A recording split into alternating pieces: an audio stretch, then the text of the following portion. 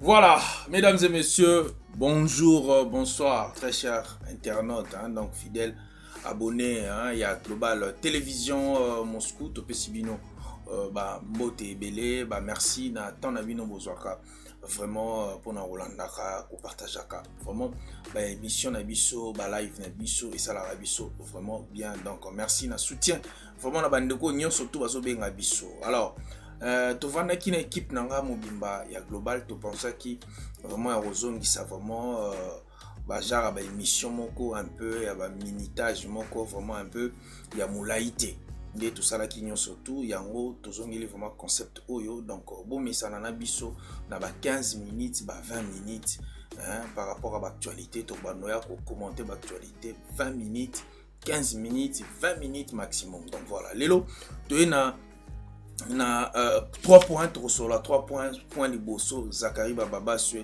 apesi biso ba piste na ye analyse na makamozo leka na présidence ya Fachi lelo na tête ya mboka na biso toyoki kuna domination toyoki envoûtement toyoki makambo belé mais tokokango na matoi na munoko ya ye moko Zakari Bababa sur tant tokotiela bino vraiment tokotiela bino son ya vidéo bozomona na sima. Et puis deuxième point na biso toroya tomoni porte-parole ya chef de l'État donc Kasongo Mwema yepe ayo pesa biso état actuel ya mboka obosana te ke tokaki tentative ya coup d'état oyo ndeko na biso lelo na kombo ya Fantomas François Béa aza interpellé bomonaki bino tout déjà na ba locaux ya ANR ndeko na biso akotaki kuna donc pona ko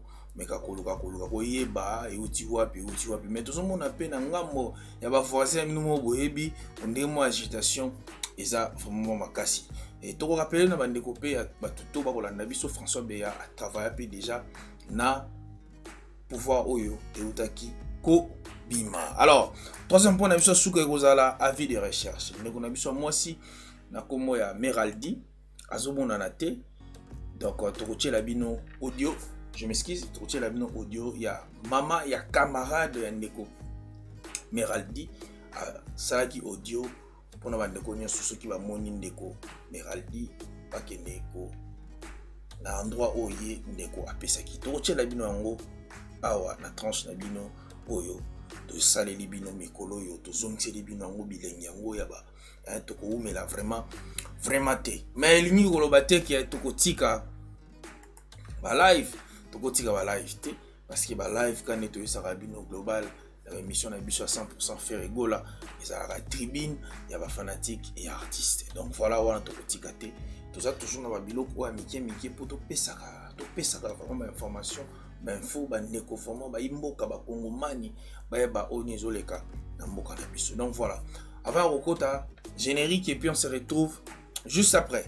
Check.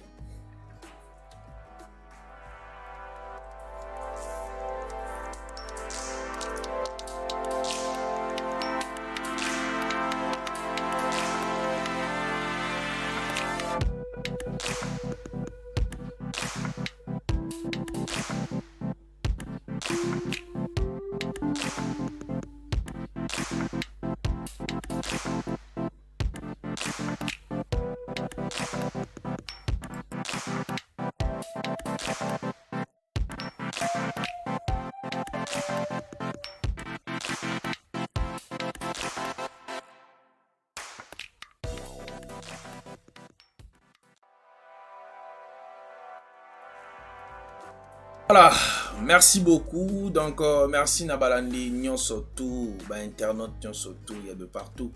Zolanda biso na Congo, Zolanda biso partout. Oyo, Rokota na banda kuna bino sans audience, to pesibino vraiment mbote ebele. Donc voilà, point na biso ya liboso, to Zakari, mbala moko Zakari Bababa subo ka son ningeni ni zakle ameki ko pesela. Nantela ya live na ye Zakari alobaki nini Zakari isibiso na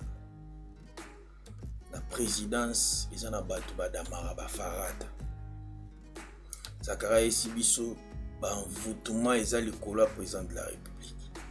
Zakaria Isubiso, domination, spiritualité.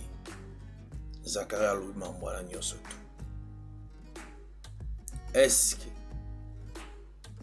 kozala président de la République ezosenga pe il faut zala na mwa spiritu moko ya makasi pozwa contrôle ya bato nyonso tu bakosala na yo? Eza mutuna to poser aux questions, yo répondre biso na commentaire. Soki président pas kozwa contrôle ne tomona Mobutu akenda tina ba prima courir. Est-ce que ça aura pas important?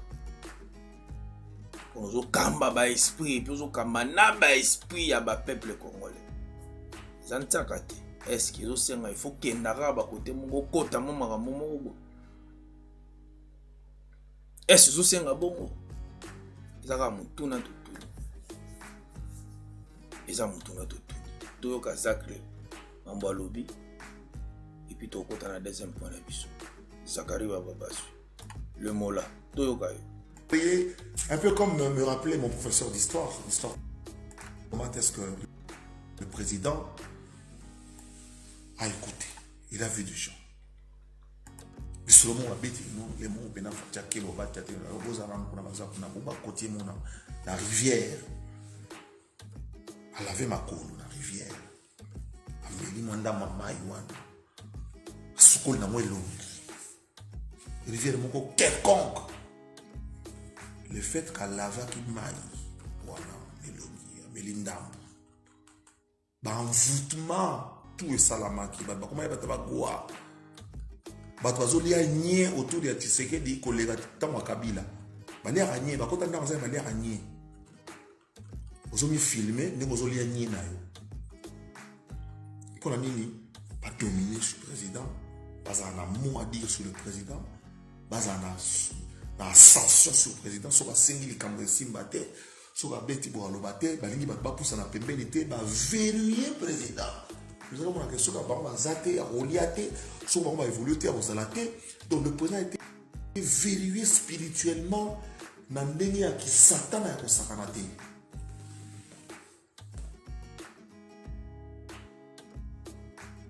Ce sont des gens qui voient des démons partout. Des gens qui font en sorte que tout les anakati mboka, des gens qui font que makambo za belé, des gens qui font. Donc il y a, en fait l'arrestation, l'interpellation de François Béa. Ils avaient condamné,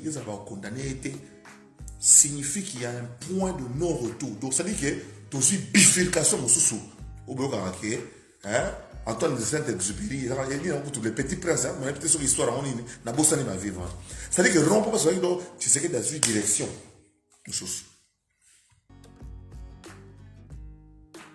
Ce qui est vrai, François Béa ne reviendra plus. La poste, voilà.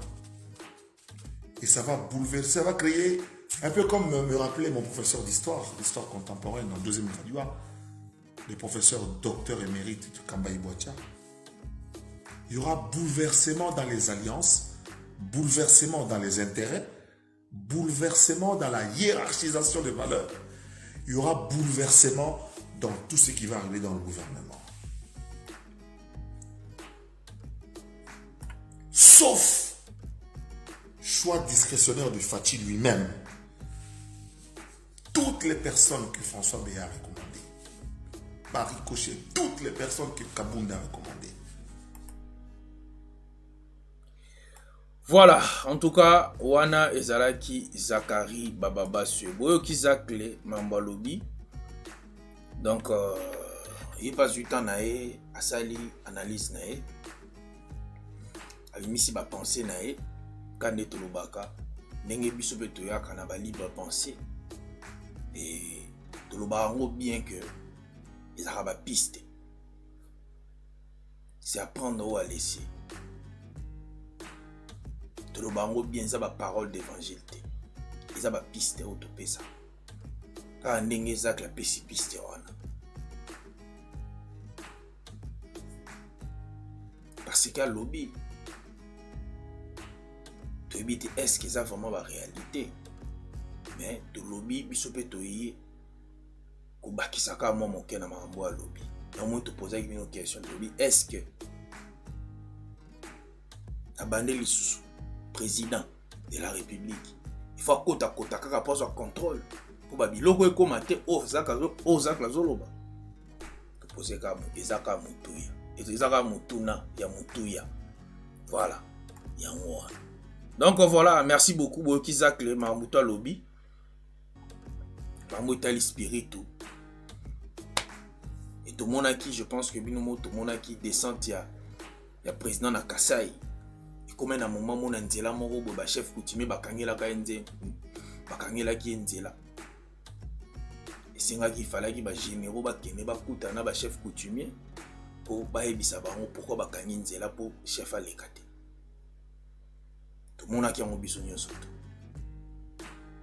Il y a moyen de te poser sous question. Est-ce que pour nous comment on a un niveau combien les autres il faut oser la na moi point d'interrogation. Donc on a poussé la réflexion à yopé na commentaire. Voilà. Donc voilà Makambu Zak la lobby ba ba comprendre te talika ba biso to memi yango po on a qui quand même que alobi ba biloko moko boye et par rapport à la situation tout le monde na mboka na biso ndenge pe ba interpeller qui François Béa, bakabundu lelo baza pemé na présidente. Peut-être ça message. Waza na mato ya yo ayoka. Bo paza na mato ya yoka te italika ayi. Na loba ngo biso tout ba congolais nga na lekio na ki congolais te yopé olinga na ki congolais te. Donc voilà. Merci beaucoup tous deuxième point. Voilà. Deuxième point. Kasongo Mwema. Donc Kasongo Mwema Azali porte-parole du chef.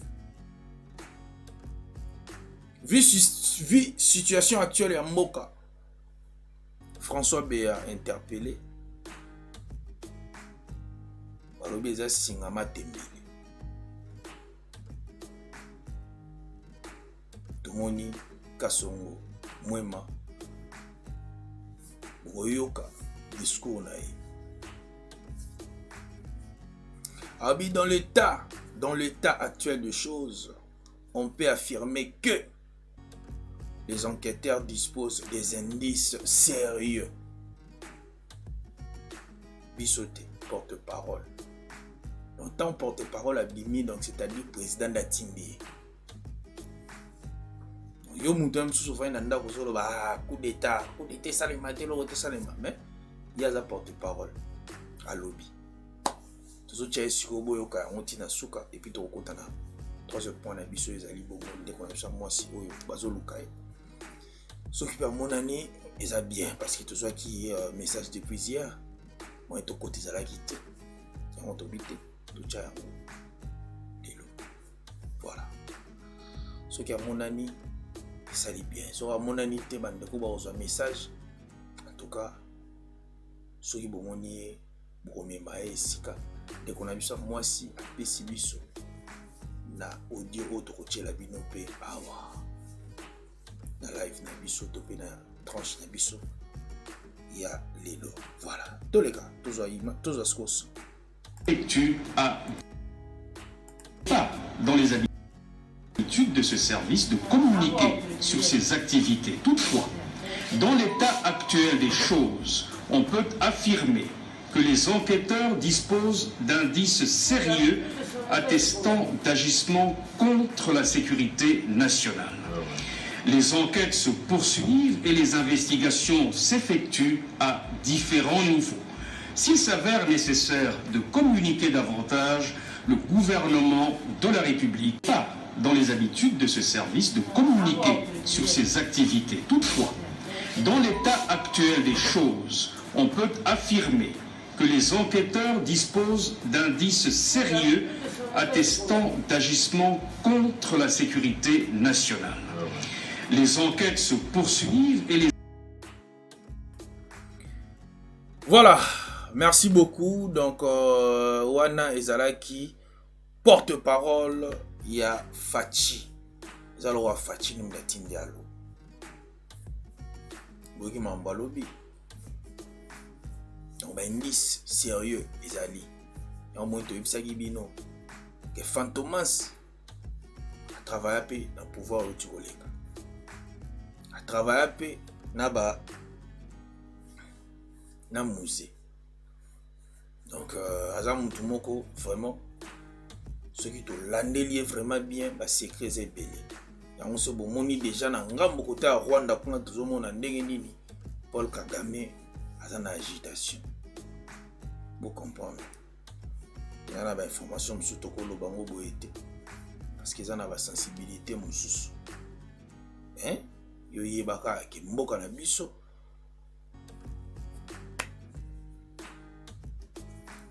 Moi hein? Timba. Ya moi. Donc voilà. Bon, bah, on a pour plus de précision pour qu'il y ait dans le site topé la page à président. Je pense que pour mon appel, vous avez l'information sous. Il y a précision par rapport à Makambo yo nazo loba. Voilà toujours to koti na biso na point na biso ya suka. Vous allez bongo ndeko na biso mwasi oyo azomona na te. Ye wana mwana mokie. Moni les mutasa publication oyo eza pareil tokolo ba msusu masana ya nchiki ndakomi s'il vous plaît aidez-nous à retrouver cette fille, c'est notre collègue de classe, son nom c'est Miraldi Ilanga Bayolo. Voilà ndeko mtuzotala ngana minicho ozotala ngana Kinshasa. Si vous avez dit à la police rapidement, signalez à la police. Toka audio, Toyoka. Maman, il y a un alléli, mamie, c'est cet enfant est dans la même classe que ma fille. S'il vous plaît, diffusez la photo. Bo panza, moutunyo soit allé longia moino. Moutako retrouvé à Memeka dans le complexe scolaire Monseigneur Moké et Zalama Tongé tout près du rond-point Victoire. À partir de là, Bako contacté famille Naye. Elle a quitté la maison le samedi matin. Bazaki na cours encadrement na Mwanananga. Elles ont suivi les cours et puis ici l'après-midi, Bana Babimi la classe et la petite n'est jamais arrivée chez elle. Dieu seul sait où elle est. Maman, motema passe. Diffuser la photo. Parfois, en diffusant la photo, ça peut aider à la retrouver. S'il vous plaît, bon, panza photo à bébé oyo. Maman, il y a un. Voilà, merci beaucoup, merci Nabandeko nyonso tout bazalaki na biso elongo tokomi na biso na suka boyoki audio. Yandeko na biso ya mwasi oyo alobeli pe bandeko apesi ba référence na bandeko nyonso bazana Kinshasa soki au retrouver ndeko mwana mwasi oyeba na endroit oyo ndeko na biso atindi bino bokenda ko tikaye kuna.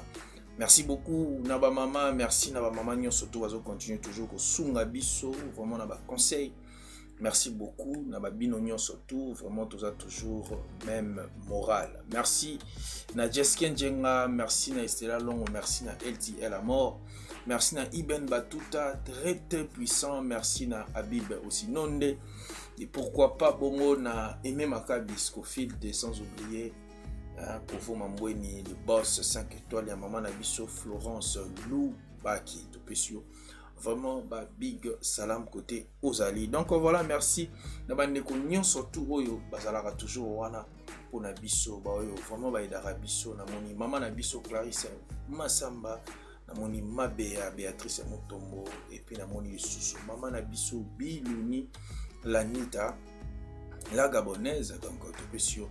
Vraiment merci et belé. Donc restez toujours branchés la chaîne Nabiso Global Télévision Moscou. Donc Brozala jamais dessus. Vous avez un programme belé. Donc vous n'avez pas la page Facebook Nabiso Trésor Global. Vous abonnez et vous savez Nabiso vraiment bien. Merci. Restez connectés. Vous allez toujours Nabiso même moral. Tokutana. À très bientôt. Bye.